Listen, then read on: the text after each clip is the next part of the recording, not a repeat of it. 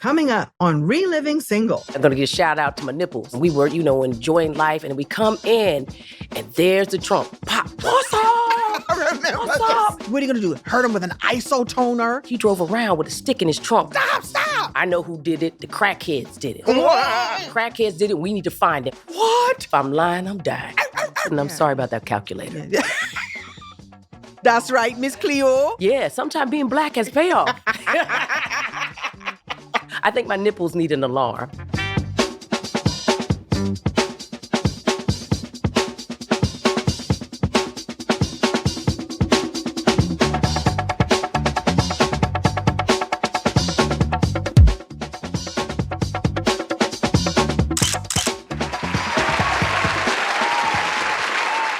Well, welcome back to Reliving Single, the official, unofficial Living Single rewatch podcast. And Erica, this week we are talking about a break-in. Yes, a break-in. Yeah, New York, if you were there, it was about that life. It was about that life. And I experienced it firsthand when I lived there. Yeah, my car got broken into. Oh, what happened? Listen, I'm not a person who is usually out there on them streets, but I was doing a play at the Public Theater, and my friends would come up on my day off, Monday, from the University of Arts, Richard and all of them, and they would hang out with me. So Richard would drove his Jetta up. And back in the day, when you had a car, you had to take the full stereo out. Remember that? You had to take the entire stereo out. Right. You had to put the club on, lock it on. He took the stereo out, and then we put it in the trunk. And we went about our business, and we were, enjoying life. And we come in, and there's the trunk. Pop. It's open. The clothes they put in it and the stereo are gone. So, I'm with Philly guys. Okay. And Philly guys was like, yo, I know who did it. The crackheads did it. The crackheads did it. We need to find them. One of them pulls out a wooden stick, because Richard drove around, that's my ex-boyfriend, he drove around with a stick in his trunk just in case. They were all University of the Arts students, but he picks up the stick. So then they go, and sure enough, like a block away, there's the crackhead with our stuff on the streets. If I'm lying, I'm dying. It's a true story. So then, without even waiting, bam, he goes in wailing on them. Pow, pow, pow. And I mean out of everywhere. Cops, boom, boom, boom. They popping out everywhere, undercover, in the car. I felt like a helicopter dropped out of the sky. It looked like something out of Heat. Bam, they swarm them, because I'm like looking from out here, like a bird in the sky, and they take my friends, they gather them up, they get the crackhead, everybody, like he has my speaker, or he has my stereo, has it. And I mean, then just like that, it returned to normal. And I go up to one of the police officers. I say, hey, yo, those are my friends. What do I do? And they said, go to the precinct. They'll be there. They're going to put them through. Boom, boom, boom. So I arrive. I run. It's a couple of blocks away to the precinct. By the time I get there, I hear people laughing. They're laughing. I'm like, what's going on? My friends have charmed them with their actor selves. And they have orange juice. And they have, they were for refreshments. I'm sitting up there panicked, looking crazy, wondering if I had enough money in my little ATM card to get them out. They say, hey, look, we're relaxed. Hey, sit down, relax, it's all good. And they explain to them, say, look, man, this is New York. You just can't roll up. If you do that, you got to do it at night. If you do it at night, then we don't have to respond like that. But you did it in broad daylight, man. You can't do that. They were giving us tips on how to beat down a crackhead. At the end, we all took Polaroid pictures, bam, with the police officers, and we left. Did they process the crackhead? Crackhead, I don't know what happened to him. I feel sorry for the crackhead. I know he was in dire straits. Right. But he should have come with us. Actors don't mess with Shakespearean actors, too. Right. They know stage fighting. They all think they can do something. But yeah, that's what it is. So, the 90s, it was dangerous out there. But we talk about that in the Reverb. Okay, let's watch the show right now. Come on. Let's get into it. Let's do it.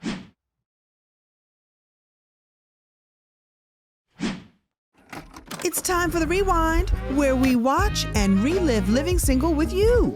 Here we are at season 1, episode 14, Burglar in the House. Here's what happens. Regine gets mugged, and then she has fears of a repeat crime, and it becomes a reality because the apartment gets burglarized while the girls are at home, which is kind of scary, right?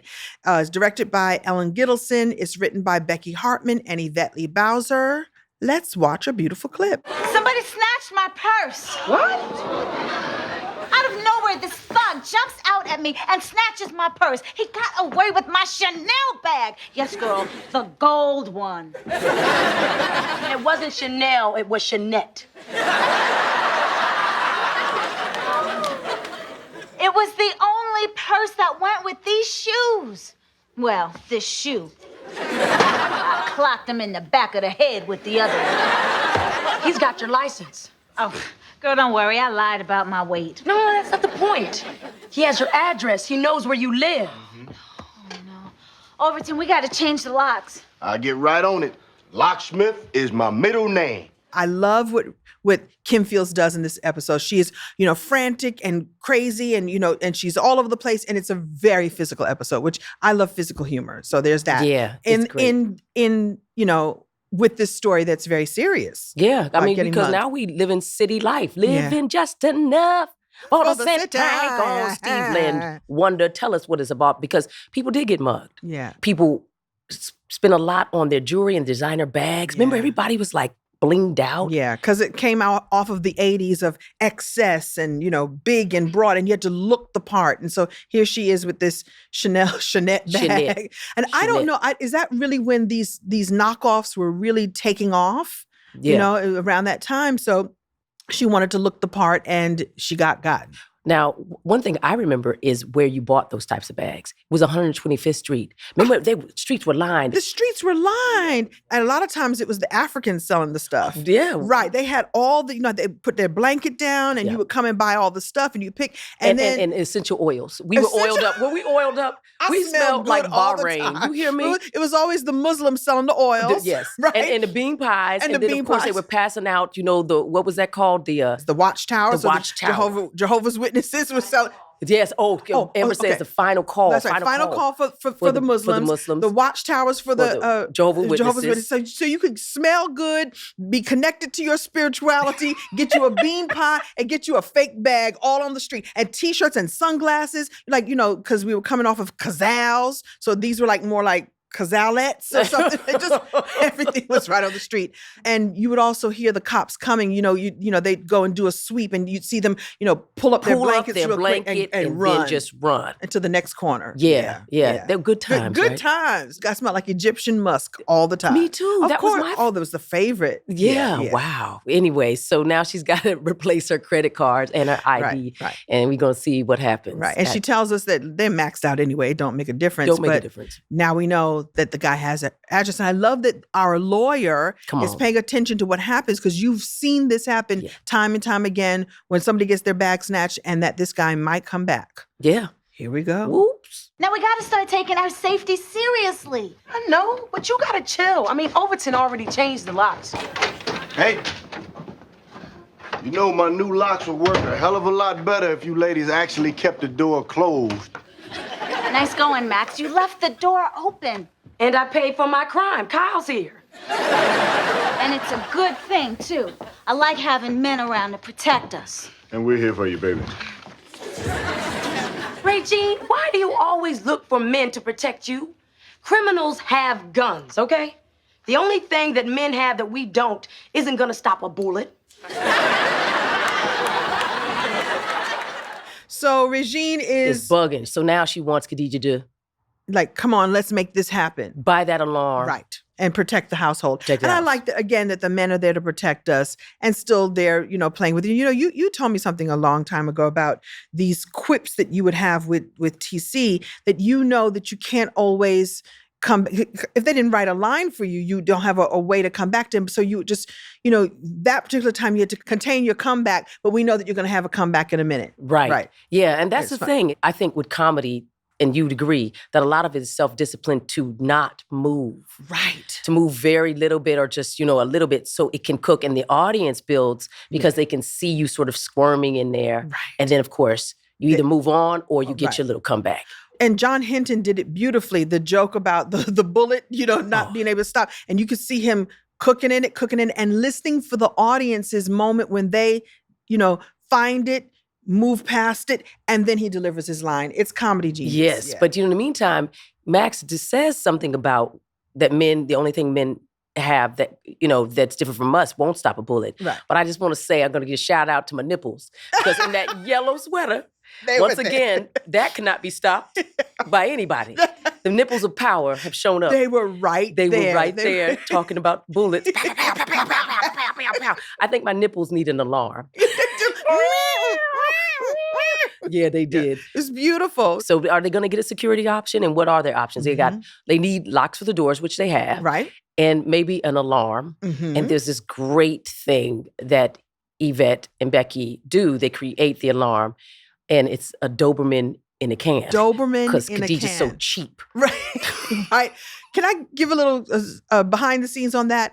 Latifah and I were lobbying for us to do the sound effect for that. And if you remember that episode, we would do this, arf, arf, arf, and she would go, arf, arf, arf, arf, and I would go, arf, arf, arf. And so we kept, they were like, no, it needs to really sound like a dog. But we spent the whole episode going, arf, arf, arf, arf, arf, arf, arf, arf. Yes. I'm sure I tried to forget that part. You probably because now did. that you've done it, I'm having, PTSD.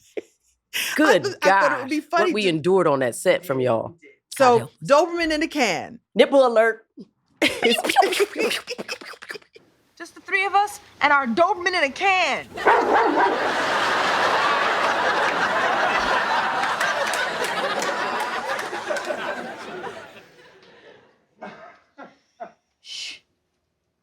Y'all hear that? There it goes again. Oh, sooking now. Give me my nunchucks from under the bed. All right, go ahead. I'm going down. Shoot, I ain't sitting up here by myself. Come on, girl, grab something. Oh, that's really good, Sinclair. What are you gonna do, huh? Beat him down with isotoners? Love that scene. There's so much there. That's an epic scene. It This really is an epic is. episode. And I had a great time rehearsing this scene. I know had you so much did. fun with this because it was ridiculous, it was silly, and I had that can in my pocket. And between you and me, I would goose her underneath the covers with the can. Who are you She was goosing? like, Kim, stop. I would goose Dana. I would goose like, Dana, just stop. So yes, because in preparation of pulling it out and arf, arf, arf, which is hilarious. Doberman in a can. And you know that Doberman in the can joke never it went past this episode because remember sometime that the crew would put it on woof, woof, woof, woof, like at various times. It became a part of our lore. Yeah, Right. it became a part of the everything. But I got to give the nunchucks now. Please. The person is broken in and they're listening to him, and I love it because Well, there's a lot of that old Kim school. Fields. Right. Well, I'm getting into bed with you. That's the Three Stooges, like, yeah. It was great. That's why I Yeah. said it was physical. It was comedy, and it just was great. I think best what comedy's supposed to do is put you in a really tough situation, Mhm. and then you see how every character reacts inside of their character, right. and that's what makes it funny. When you come in the room, I have to say, the great Kim Coles is there nudging Latifah the entire time, but off the beat. Because you're not doing it on the beat. So that's funny. You're talking at a different rhythm. And you yourself, yeah, look at it again, kid. Wow. You were smoking. You did this, and then you would do that every now and then. But it wasn't on the beat. That's Okay. what was great about it. It was Wow. irrhythmic Okay. action going to what you were saying, which is, I think, a testimony to what you can do while you're talking. Right. Okay. You know what I mean? Of course. Yeah. Because how could I even do it now? I don't. You- Because I'm thinking you're about it thinking now. I about wasn't thinking. Okay. Great. Yeah, I'm I glad love it it. worked. I'm glad it worked. There's all that good stuff Yeah. coming. She comes out, she says, I can't take no more. Goes to, give me my nunchucks. Under my bed. Who has nunchucks under their bed? A girl from New Jersey does. She does her little move, which makes the audience Yes. laugh, but she knew what she was doing, and it was hilarious. Well, did she know? I mean, she did. Latifah did do a thing. It was Oh, she hilarious. did. It All was slow motioned out. Those weren't wood, though. No, they they were were like not. rubber. Or Like, foam so they or wouldn't hurt something. herself. Yeah. But somebody Yeah. had taught her how to do. Like I said, she's from Newark. She very well might know how to do it. Oh, you come on. Listen. Dana is a woman of many parts. But I'll tell you where that nunchuck story, I think it came from. Where? Now, I'm not taking anything away. No, don't get mad at me, Yvette or Becky. But remember, I told you the story of me living in Brooklyn with my boyfriend and his friend Rich, both Richards, Uh-huh. Richard Whiten, who's on the show, Yes. Richard Lyons, who played my boyfriend. And Richard Whiten came out one night and we were all asleep. But I guess he was going to the bathroom and suddenly we hear, ah, ah, wah. My Richard jumps up, grabs his nunchucks and says to me, stay here. And he goes out in the hallway and it's like, dude, what's up? What's up? I remember What's this up? And he got these nunchucks. And then Rich Whiten goes, never mind. He said, no, dude, what's up? And he said, well, you are not gonna believe me, but I think that picture on the wall was staring at me. Oh my God. And dude, my Richard takes it very seriously. For real? Oh, I got something for it. I got something for it. So he goes into the kitchen and grabs sage, lights it up, and it comes, and I'm like, now I'm peeking around the corner looking at these lunatics saging the poster. I didn't know that. I Yeah. just remember the what's up story. What's up? I didn't know that was the Because of the that's why he was screaming. It wasn't a break-in. The fool thought the poster was staring at him. He saged the poster, and then he's saying, it's good. And then Rich goes, yeah, and then turns around and goes, ah! He says, oh man, I think that one did too. So no, Erica. Richard turned around, because I had posters on the wall. This is my apartment. We're in a co-op. And he sages the other one and said, I got this one. Right, dude? That's what happened. And he had his nunchucks that he had brought from Philly. Right. And was out there with them talking about what's up. I gotta say, that was a shout out because, he protected me first. He was like, stay here. And then he went out. But yeah, we told that story. And in fact, to this day, Dana tells that story all around. I don't know. Were nunchucks a big thing on the West Coast? If you I'm didn't from have Brooklyn. a gun, Right. and you talking about men who didn't have guns. So they had things, they had weapons Right. of, whatever, Right. to protect themselves. And I think that if you came up in a city, if you didn't have nunchucks, which let's give Or a shout out to baseball Bruce bat. Lee. Right. And, Please. karate, Please. we coming off of 70s and 80s. Right. Everybody was trying to get taekwondo'd out. Right. Or karate'd up. Let's do a shout out to a woman who says that you never wanted to be possessed by a man, and yet you had incredible kings protecting you. I did. I always do. You do. I know, but maybe it's because I don't want it and I attract it. But I do think that if you're strong and people aren't intimidated by you, then they are strong. Right. By Right. nature. I Right. believe if you're standing next to it, you have a strength that is uncommon. Right.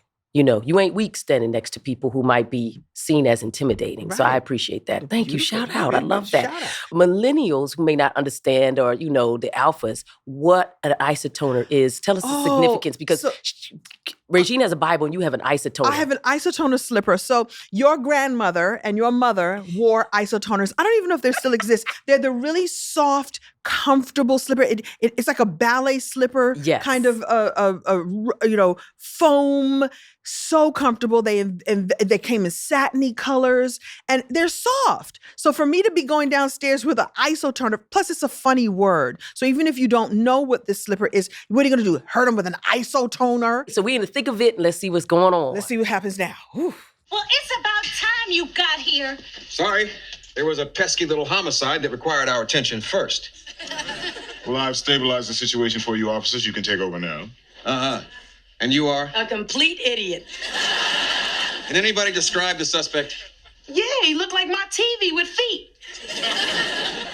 Well, I think we've got everything we need to file a report. Oh, woohoo! The police are gonna file a report, y'all. Let's throw a parade. They're gonna file a report. What good is that gonna do? Well, it'll help us compile a statistical profile of crime in this area. Forget a compilation. My stuff is gone. Sorry we couldn't do more for you. Just keep your doors and your windows locked. It's not uncommon for these people to come back for the stuff they didn't get the first time. Thank you. We're all sleep real well knowing that.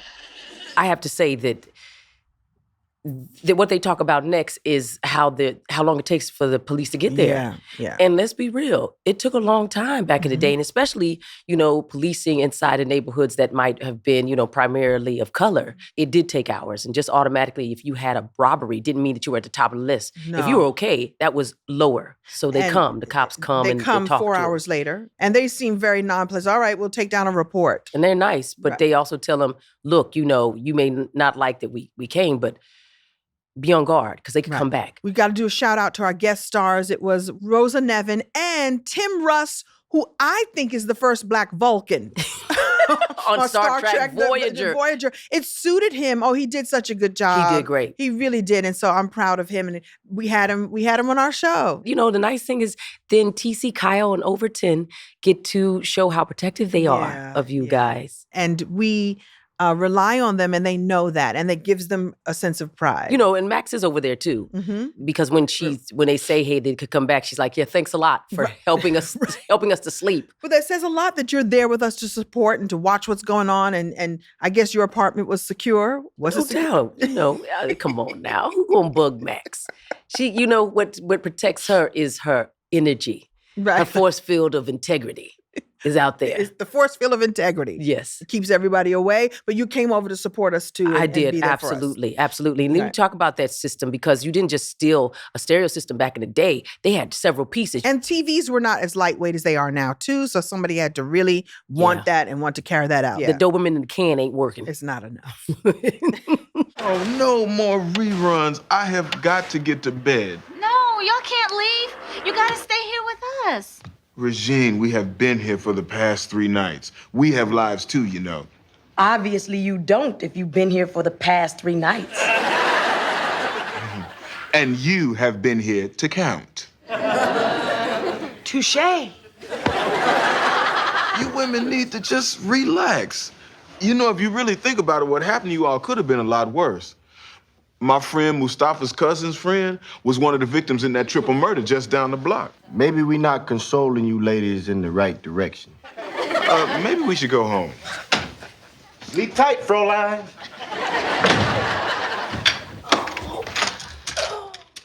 Okay, would you tell if you've ever had a gun or considered having a gun? Yeah, Richard got a gun. Yeah, my first husband had a gun and was like, "We're gonna teach you how to shoot it."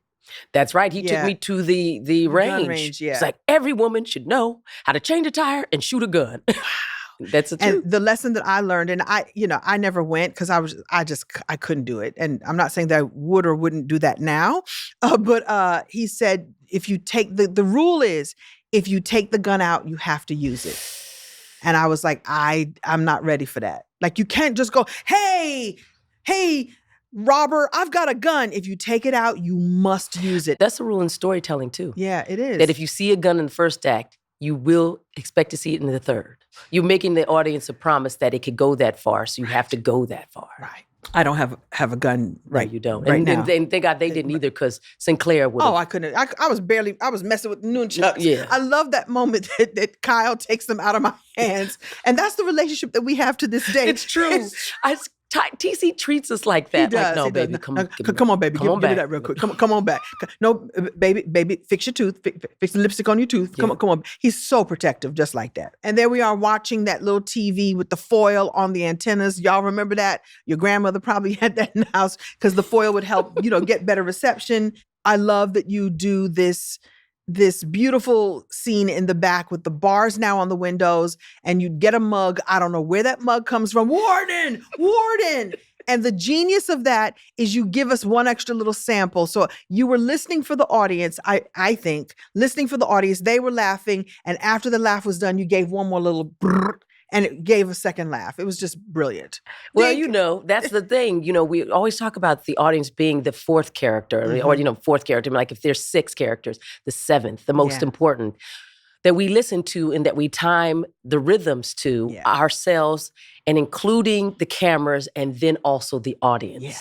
It takes a lot of concentration. I don't know about you, but filming these things could be exhausting. Right. Oh, absolutely. You're paying attention to everything. You're paying attention to the lines you have to know, where you need to be standing, paying attention to your scene buddies. And that's why I love having a live audience and paying attention to them, because they will tell you where to go next. And I really think that extra brink across the bars was you listening to them and going, they like that. Where do they get this extra? Right. That means they get an extra laugh. And I think the audience knows that it's for them. But there they now are kind of barred in. Yeah. And before then, think about it. They could open their windows and think that no one would come in. But now it's saying that the women are getting more closed in and locked off from, the world. Is everything all right down here?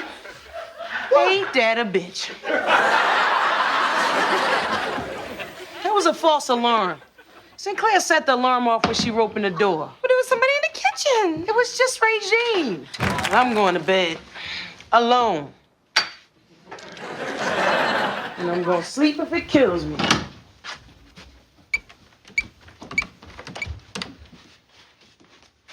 I'm no fool.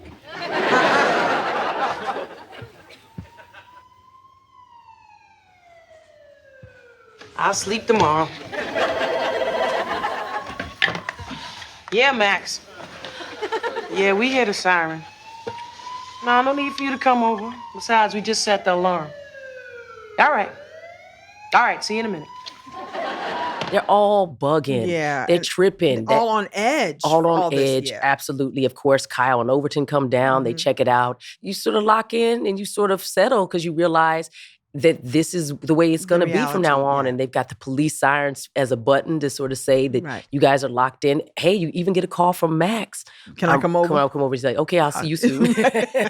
And so again, the four girls will be together, and you're going to be there with us in sitting in this moment too. You know, and it kind of has that little music, like a little after school special kind of music. PSA commercial, like crime is going to be there, and you can still love each other and take care of one another. Yeah, nowadays they would put a number for crime watchers and stopsers. Right. Community help. Please Right. call 777-929. Right. Kiss your ass goodbye. I mean, that's really Right. what it is. Right. So I love that there's a reality happening underneath the comedy, and isn't that where the best comedy comes from? Have you thought about getting a gun? Have you thought about, Yeah, you know, I how have, you're living? and I'm not a fan of guns, but I'm a fan of protecting me and mine. You know, I understand why people would want to. You end up living and getting in sometime relationships that you wouldn't because to feel safe. You might have roommates that you have just to feel that there's more people in the house. You certainly are like, you know, all the time thinking, how can I make myself safe? So you end up paying more for your rent and living in places that, yeah. you know, look, Yeah. this looks like a safer neighborhood. I've done that. I've lived in places that felt safer, and Yeah. I'm willing to pay a little bit extra to feel. And you know, sometimes it's false. You know, break-ins happened in West Hollywood when I was living in West Hollywood, but I wanted to be in areas that had more presence of protection. Look, I got broke into my house, an apartment in Philadelphia. Another break-in, Erica? Girl, yes. I'm realizing I might be more traumatized than I thought because it's triggering me. Yeah, it was an apartment that I shared again with Richard. I was trying to keep an apartment there and also be in New York where I lived Right, with my father doing the Cosby Show. We left to New York, and when we came back, the door was open and our hi-fi, our Wi-Fi, it was a Kenwood system. Everything, and I had bought it. It was a great system, was gone. And you know what? It hurt even more because we figured out because of the way the cops did come eventually, the way they took things, that it was probably a friend. Someone that you knew. Someone that I knew. Yeah, and we even know who we think that friend is to this day. Did you approach them? I don't know if Rich ever did. I didn't because, you know, I knew that person's circumstances and they were coming from a different place. And you also feel really guilty about being successful and having things. So you don't get as mad. But I was mad. And I think to this day, I limit who comes into my house. I don't really have many back and forths. Somebody stole my calculator once in high school. Yeah, someone stole my calculator. Wi-Fi It was a compared to boyfriend. your It was a calculator. boyfriend. You know, this is when the calculators got really fancy. He stole my calculator. Yeah. Yeah, you're breaking my heart. And I've had my heart stolen away. I had no more break-ins. Wow, Erica, I'm sorry. It's all good, and I'm Yeah, sorry yeah. about that calculator. Yeah. This is getting worse and worse. It is. A calculator, a high five, Yeah, let's and do my it. heart. Is it time for the reverb yet? Time for the reverb. Time for the reverb. Hey, your vacation is coming up and you dig out last year's clothes, but none of them fit right or feel cool this year? You could go out and buy a whole new wardrobe for your trip, then shove it into the attic when you get home, or you could rent stuff from Nuuly, and they'll store it in the off-season. Nuuly is a subscription clothing rental service for just $98 a month, and you get your choice of any 6 styles each month. You choose whatever you want to rent for whatever you have going on. It's totally up to you. Access to thousands of styles from hundreds of brands, everything from party dresses to premium denim and one-of-a-kind vintage pieces. Nuuly carries labels like Favorite Daughter, Lisa Says Ga, Reformation, Lioness, Woodrow's Deli, For Love and Lemons, Free People, and more. Inclusive sizing up to 5X, as well as tall, petite, and maternity. Fast, free shipping and returns and professional cleaning in Nuuly's state-of-the-art laundering facility. No laundry for you to worry about. The option to buy what you love at a discount. Savings. Renting from Nuuly means getting to wear more while spending less. Curb that must-buy something new feeling you get when there are events on the calendar while still feeling confident and excited about your wardrobe. Flexibility. There are no fees, late fees, damage fees, or fees to pause or cancel, so no big deal if you lose a button, spill something, or just need to take a break. Less waste. Nuuly orders are shipped in reusable totes with no plastic packaging. Clothes are cleaned using energy and water-efficient methods, and styles are repaired rather than thrown out. Nuuly is a great value at $98 a month for any 6 styles, but right now you can get $28 off your first month of Nuuly when you sign up with the code SINGLE. Just go to NUULY.com. That's Nuuly with 2 U's, and enter the code SINGLE and sign up to get $28 off your first month. That's NUULY.com. Nuuly with 2 U's with the code SINGLE. Nuuly subscription clothing rental. Change your clothes. Okay, y'all, it's confession time. I am a picky eater. Like, I don't like my food touching on my plate kind of picky. And me, I'm gluten-free, which means eating sometimes at some restaurant, it feels like an Olympic event, dodging bread baskets and side eyes. But wait a minute now, but HelloFresh, it's like they took notes on both of our quirks and made magic happen in the kitchen. Now, you may have heard of HelloFresh. They send chef-crafted recipes and fresh ingredients to your home. But this summer, they made their biggest menu upgrade yet. This isn't the HelloFresh you remember. It's bigger. HelloFresh has doubled its menu, 100 options every week, and I can avoid anything I don't like. And you know what? Still get a delicious plate of flavor. Come on, healthier. They've got it. High protein and veggie-packed recipes. I can eat greener, stay gluten-free, and still feel like I'm eating a feast. And tastier. 3 times more seafood every week, steak recipes that you don't have to pay extra for, and seasonal produce that I will even eat without a fuss, and no muss, no fuss.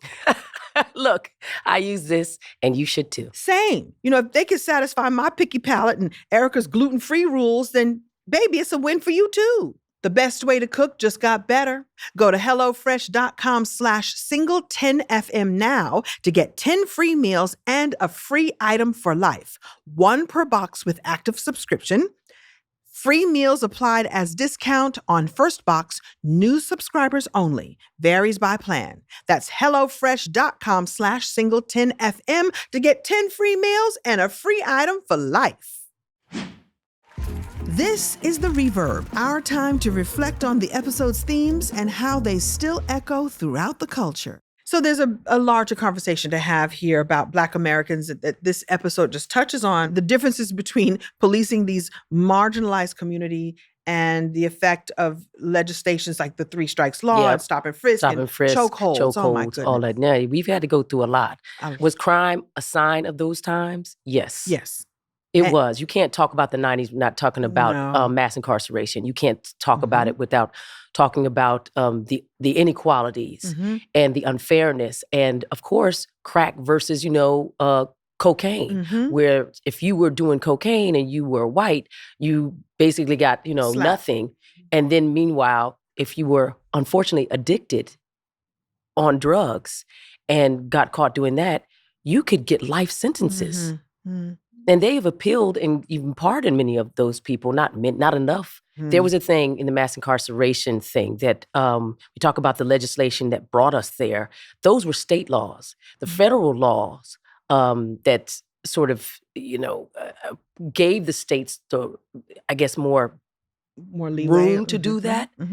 They were different. And the federal prison system, I believe, kind of stayed the same, but the state prison systems went off the wazoo. And they started building prisons all over the place, and they needed people to put in those prisons. And who do they look to? People who are brown and black men, black women too, caught up in that, brown people. They were just filling those people in there because it was a money game. Right. And by the way, that's happening today. Yeah.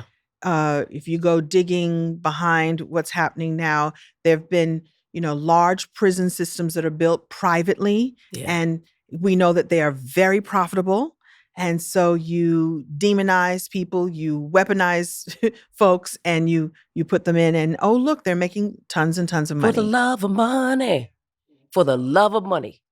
And it ruined people's lives because you didn't just take a father or a brother out of the home, you disrupted that home.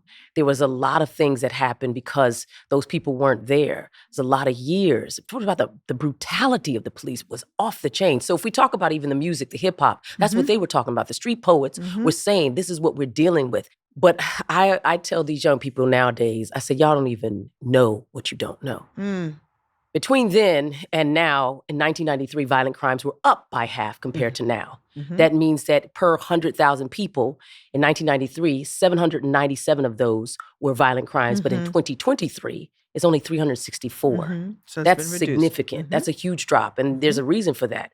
Because, then was crack. We talked about that. There was guns, hard times, we say. So then around 2020, we have a pandemic, which slows everybody down. We're all at home. Sure. So there's a reduction in policing. People buying guns. Then. Yeah.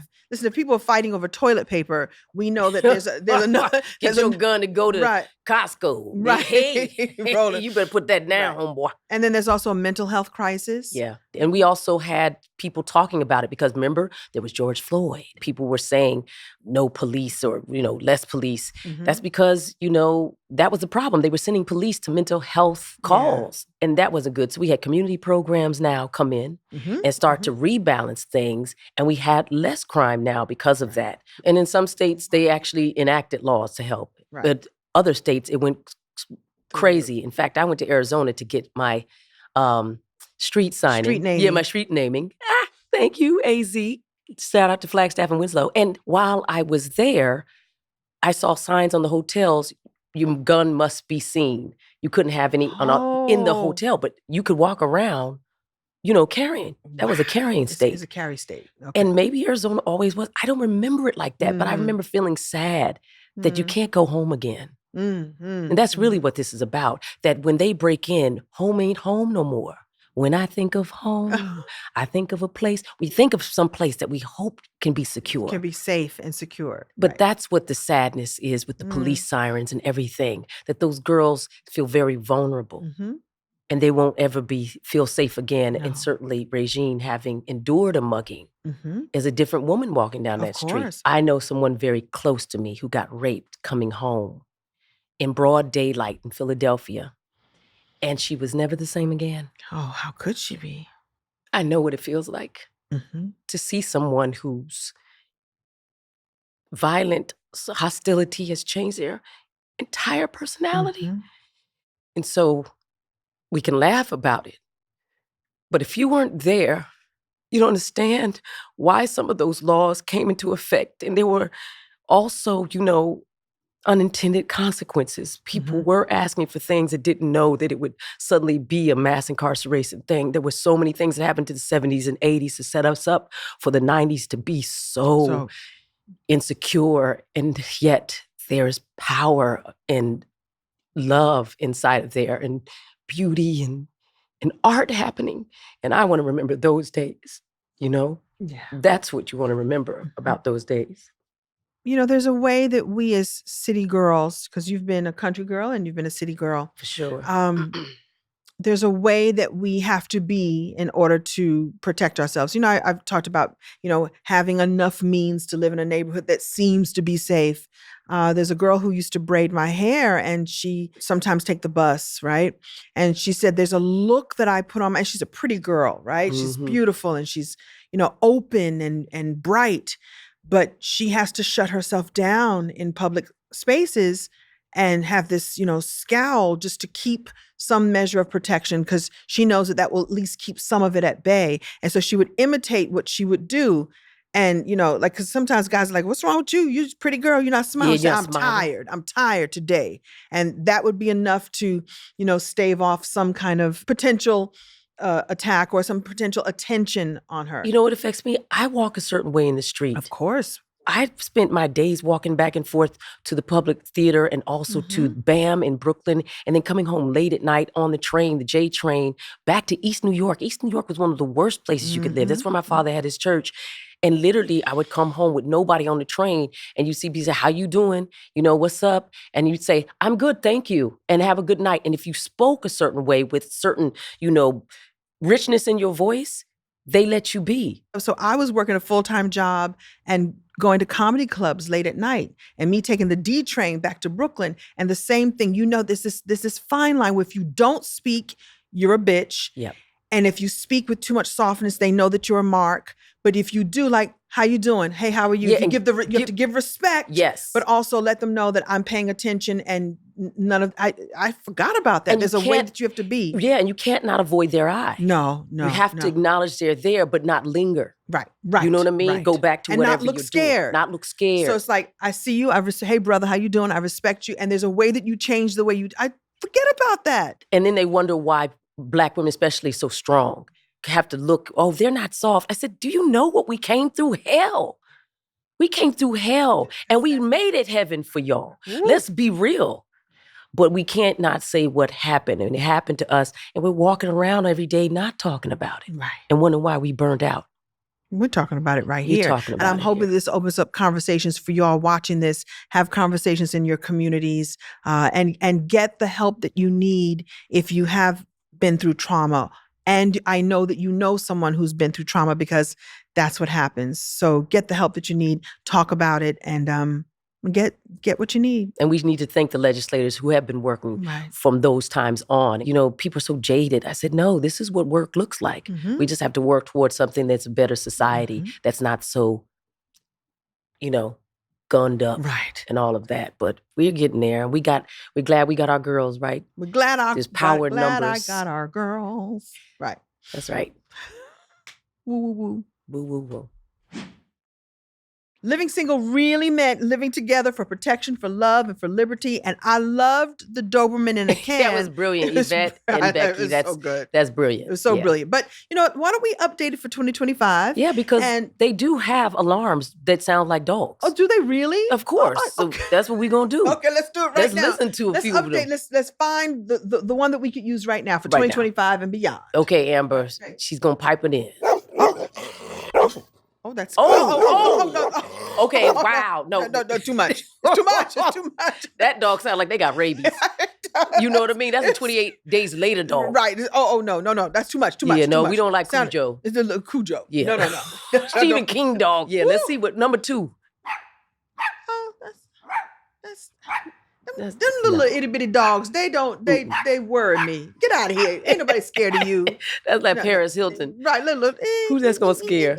No, The banker? No, Nope. No, thank Nah, you. don't That's like not the it. one. Oh. Well, He's happy. yes. Sounds happy. Too nice. That's a family dog. That's like Lassie. Y'all remember Lassie? that's a happy dog. Yes, no. Okay, what else we got? Come on now. Where we living in Transylvania? They howling. That dog is howling.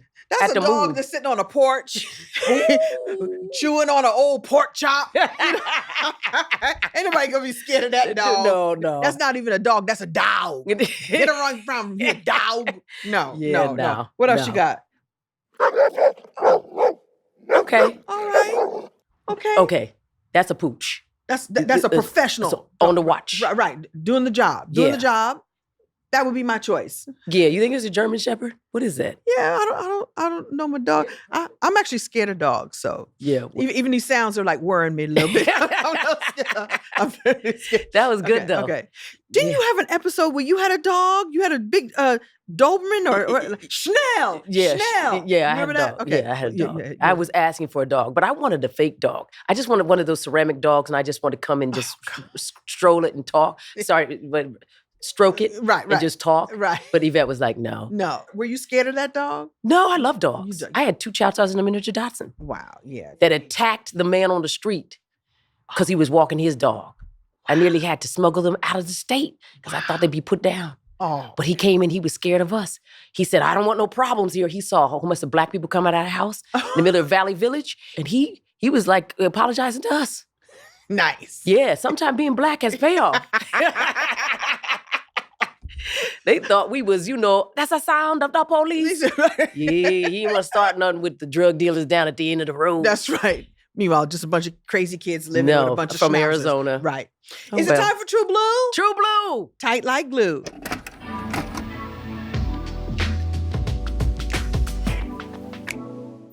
Well, okay, Kim, this is where we hear from our friends. Yes. Okay, Amber, take it away. So this question actually comes from our a YouTube question. And this is from Burn the Receipt. And they said, I would love some insight on how you all memorized your lines, took writer feedback with changes, and didn't seem to mess up. Keeping the script straight week to week seems so tough. So how did you all do it? How do we memorize our line week to week and keep it moving on that schedule? It was vicious, too. It was vicious. Sometimes we didn't. Sometimes we went up on our lines. I remember you had a technique, and I don't know if you still use this. You said that you would take the whole script and record on a little recorder everyone else's lines and leave space for your lines. And that's how you began to learn it by rote. Yeah, I still do that. For me, it takes rehearsal. I need to rehearse it over and over and over again. The more I rehearse, the better I get it. I'm not good at memorizing lines all by myself. I need that repetitive way of being. I also can sometimes write the whole thing out, and I'll write my part out phonetically or write it out in pictures. So then I remember the picture. I also sing my lines to myself in a weird way. So if I was saying, now we would hear from our friends. We hear from our friends. So when I hear it, now we hear from our friends, that is disruptive and makes me remember what the line is. Right, nice. So I do all of that because, especially when you're doing drama, you don't get any rehearsal. We said the 4-day work week. On the 4th day, we actually performed it to 2 live audiences. So you went home and you learned it, and we rehearsed on stage. And that helps a lot. But when you're going into a drama or 1 hour, you come in and it's go time. Soap opera's that way too. You have no choice but to do it all on your own. Soap operas, damn it. I'm glad I did it, and I see why especially those older actors, stay so fresh because it's all the time. You take it in, you put it out. That's another thing too. Like I have, at the end of our tape night, I would do a dump of the script out of my head. I imagine I would dump the script out of my head to make room for the new script. That's why I don't know any of these episodes. I realized that happened. I have no idea. You just sort of, it's short-term memory storage. And long-term, you sort of remember the emotional stuff that would happen. And sometimes remember some lines, but not a lot. What soap opera were you on again? Days of Our Lives. Oh, yes. Playing the crazy Nurse Whitley. And I was amazed at how much you have to memorize, how little rehearsal time you have. And we were in the middle of the pandemic, so there was really no time. You were rehearsing with masks on, and which is also weird, I need to be able to put it in my body. So that's another thing for memorizing is like you're rehearsing it and you're putting it in your body. So when I stand here, this is the line that I say. So it's a lot. Yeah, people need to know the brain is a muscle. You got to use it. So one reason why you're really good at memorizing is when you're younger, you've just come out of school where you've memorized many tests and answers to those tests. Right. But as you get further and further away from those school days, people say, oh, my memory's not what it was. Because you're not studying. You're not using it. You're not using it. You're not forcing yourself to remember, phone numbers and addresses. We're not doing GPS. We're not doing the work visually anymore. So what's happening is you're sort of, farming that out. You know what I mean? Outsourcing your memory. Do not do it. And the more you use it, the stronger you get. And also read every day. Read out loud. Test your mouth. Form the words. That helps your brain remember. But I think that as an actor, I feel like I have recall better than most people, but I feel that it's not good enough. So I'm always looking for ways to beef it up. Do you feel that you've disappointed people when you mess up a line? Or I can sometimes feel that way, especially if there's pressure, but I've decided that that's not a way to go because I used to be afraid of missing a line, and that's down to perfectionism, and also expectation. If you're anonymous and no one knows who you are, that's one thing. But if you come and people are like, yo, girl, we know you're going to tear it up. You're going to do this. And I'm like, am I? I want to be like everybody else. And I told myself, no, I'm not. I'm going to come in and I'm going to rehearse. I'm going to experiment right there in plain sight, and I'm going to mess up. And if I do mess up, I'm going to rewind and do it. I'm going to calm myself and say, okay, feel your feet, ground yourself, and do it again because I get locked in my head. Oh, yeah. it is a spiral. Yeah. And true, that true, is true. a horrible place to be, where you're in your room just now beating lines. Right. Say the line, say the line. I'm like, no, let it go. I also will hide the script places. I go like, okay, say the line. Look, okay, ready? Let's do it. Girl. Okay, wait, hold on, ready. So on our set, there were little pieces of the script hidden Everywhere. Yeah. So that you could, just look at it right quick and be Yeah. ready. When I was a Yeah. parole officer, I would have it in the folder and the script would be in there. Oh, really? Well, it says here. Oh, there's nothing better than if you have a Nothing better. folder Oh, my or if you have a God. book that you're reading or something, you just, have it right there. So Yes. there's all kinds of tips and tricks. Yes, y'all are getting all the goodies. Behind the scenes. But it's tough. But it is called showbiz and it's the land of illusions. And a lot of people need help with their lines. It does not mean that they're bad at their job.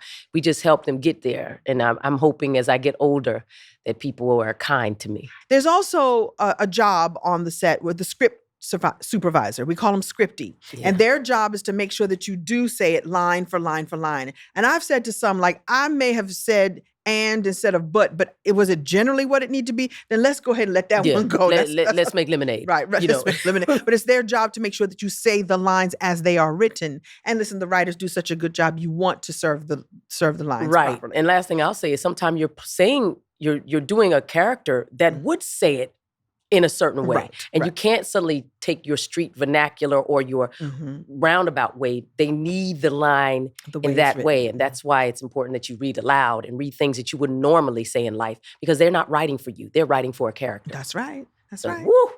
Boy, do we get the tips? We give long answers to short questions.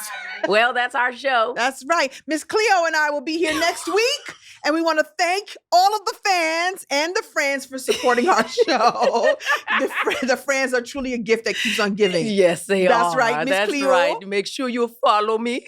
Make sure you follow us on all our socials at Reliving Single Podcast and listen and watch us on YouTube, Spotify, and Apple Podcasts or wherever you get your podcasts. Well, Miss Cleo knows that they will be back again. Don't forget to like and to subscribe and to watch all the way through. All the way through. Thank you. We'll see you again. Okay, next week. Hey. Reliving Single is hosted by me, Erica Alexander. And me, Kim Coles. Reliving Single is a production of Heartbeat in association with Color Farm Media. Executive produced by Kevin Hart, Jeff Clanagan, Eric Eddings, Leslie Guam, Erica Alexander, and Ben Arnab. The show is produced by Kim Coles. Amber Watson is our senior producer. Our associate producer is Kenny Jackson. Our other associate producer is Electra Telesford. Our video editor is Nee Kirschman. Our sound engineers are Eric Hicks and Cedric Wilson. Production supervision by Razak Boykin and Brett Calkins. Additional production support from Alex Atkins and Z Taylor. Special thanks to BK Augustine and Dr. E.J. Johnson.